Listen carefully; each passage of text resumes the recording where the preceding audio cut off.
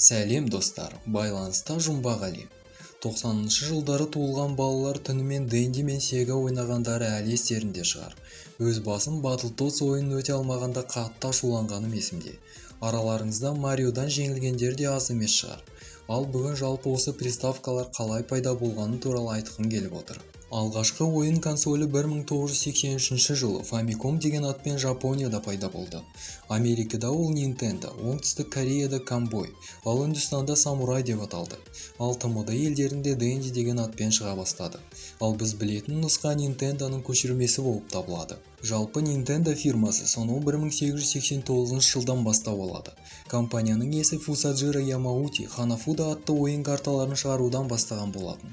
Бұл ойынның шетелге таралуына Якудза мафиясы да септігін тигізді делінеді. Ал 70-ші жылдары механикалық Ультра Hand ойыны шығып, балалар ойыншығы зауыты салынды. Біз білетін Дендидің бірнеше түрі шыққан болатын. Мысалға 100 ойынға арналған картрижі мен автоматы бар UFO приставкасы мен перне тақтасы бар Сюбор модельдері де болды. Дендидің де үйрек атуға арналған ойынмен бірге жүретін арнайы автоматы естеріңізде шығар. 2000-ші жылдардың басында Nintendo жаңа GameCube-ті шығарады. Бұл жобаны жүзеге асырудағы серіктестері Panasonic пен IBM корпорациялары болды. Мұнда картридждің орнына мини-DVD дискілері пайдаланылды. 2005 жылғы көрмеде Nintendo VI көрсетілді.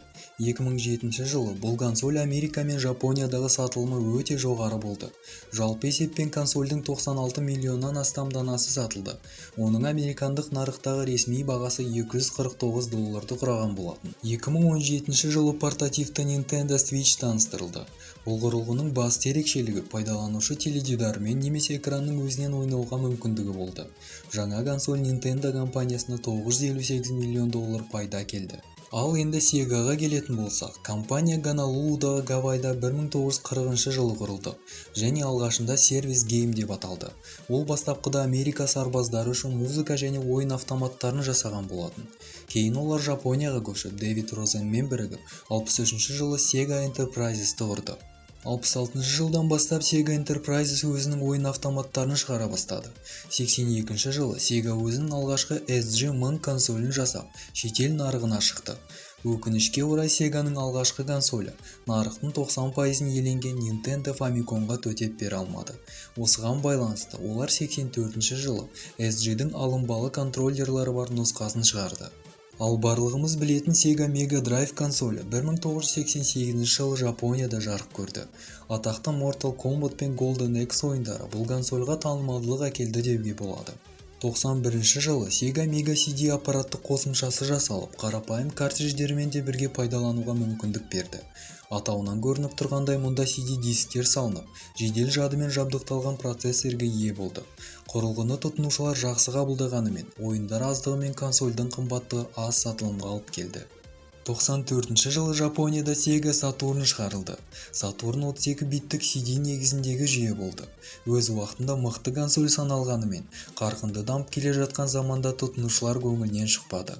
Құрылғының негізгі бәсекелестері Жапониядағы Saturn'нан бір аптадан кейін шыққан PlayStation болды. 99 жылы Sega Dreamcast пайда болды. Хитқа айналған тауар компания мен ойын индустриясының рекордын жаңартты. Өкінішке орай қуаныш көпке созылған жоқ.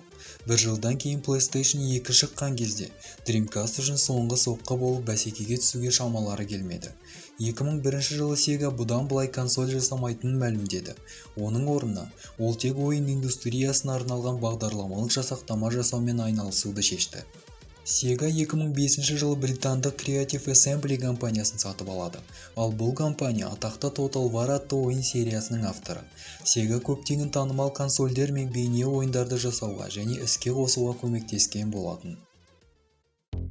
Денди мен Segaның қысқаша тарихы осындай. Бізбен болғандарыңызға рахмет. Каналға тіркеліп, пікір қалдыруға ұмытпаңыздар. Келесі кездескенше.